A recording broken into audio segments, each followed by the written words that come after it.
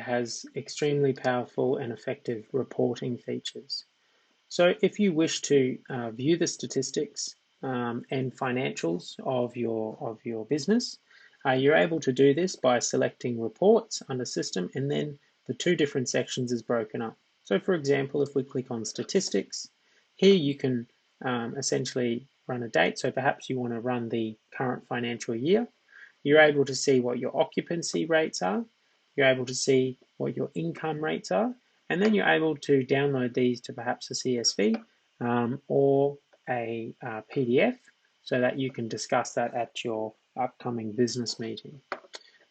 You can also, by selecting financial, be able to see the various bookings that have come through under the set dates, and then you'll see whether it has been reconciled with your bank. So has the money arrived in your bank, and what are the references that you need to look for.